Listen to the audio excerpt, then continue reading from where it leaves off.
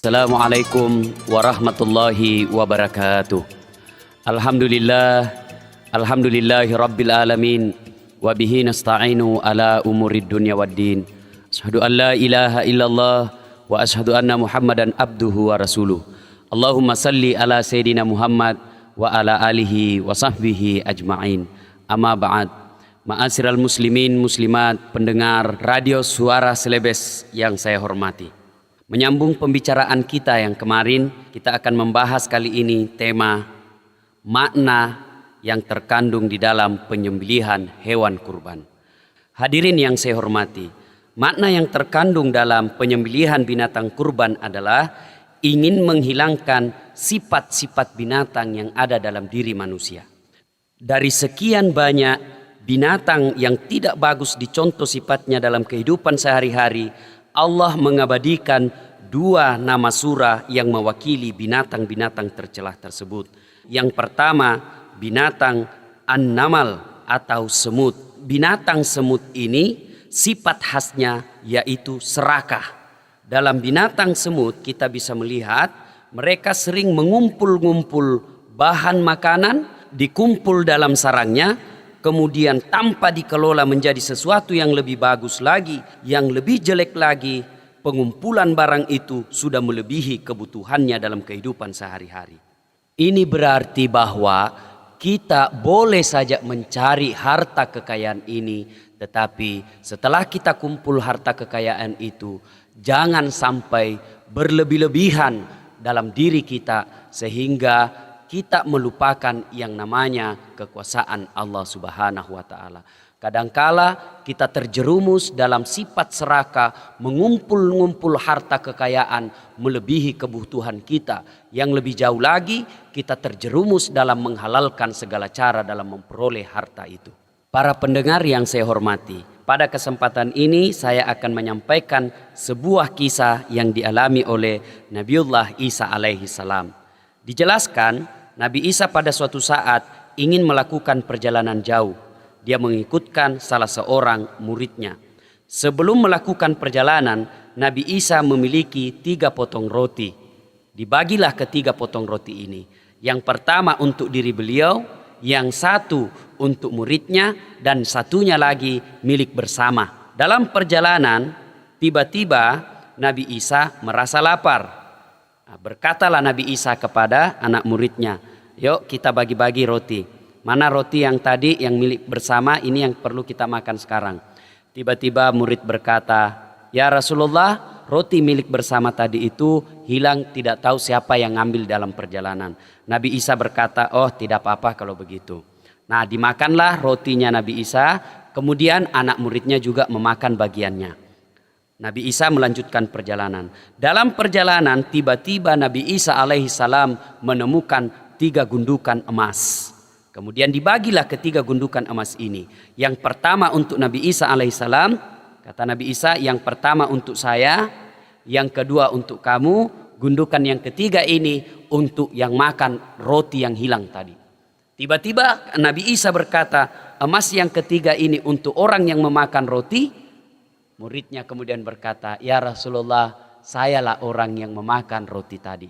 Nabi Isa kemudian berkata, kalau begitu kau ambil ini bagian, ambillah semuanya. Saya kecewa kepada kamu karena kau tidak jujur sama saya. Akhirnya Nabi Isa berkata, saya kasih kau seluruh emas ini dengan syarat kita berpisah sampai di sini. Anak santrinya pun masih berkata, alhamdulillah, tidak apa-apa.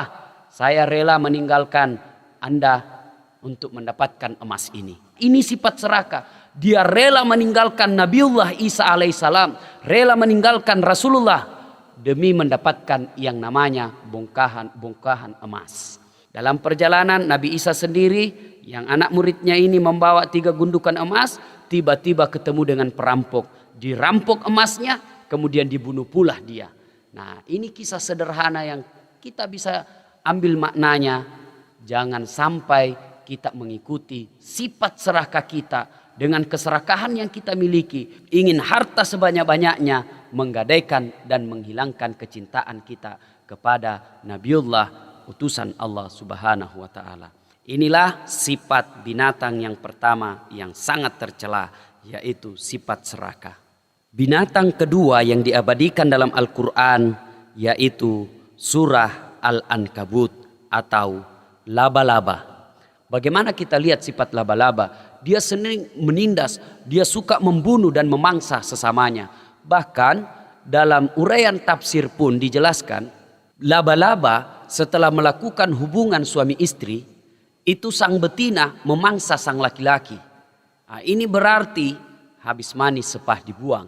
Sekarang ini banyak kita lihat manusia-manusia yang suka menindas sesamanya manusia. Apakah itu pimpinan kepada bawahan ataupun atasan kepada bawahannya. Kita kadangkala melihat pimpinan ataupun atasan yang memperlakukan bawahannya seolah-olah bawahan itu bukan manusia. Seolah-olah bawahan itu sebagai budak. Manusia seperti ini meskipun rajin berkurban, tetapi belumlah mulia di hadapan Allah. Para pendengar Suara Selebes yang saya hormati, kita perlu juga menyadari bahwa tidak semua binatang itu jelek sifatnya. Dalam Al-Quran ada juga binatang yang diabadikan oleh Allah Subhanahu wa Ta'ala yang perlu kita contoh, yaitu binatang an-nahal atau lebah. Rasulullah Sallallahu Alaihi Wasallam bahkan menganjurkan kepada kita dalam sebuah hadisnya, masalul mu'minina kamasalin nakhal. Perumpamaan mukmin yang baik itu adalah seperti lebah.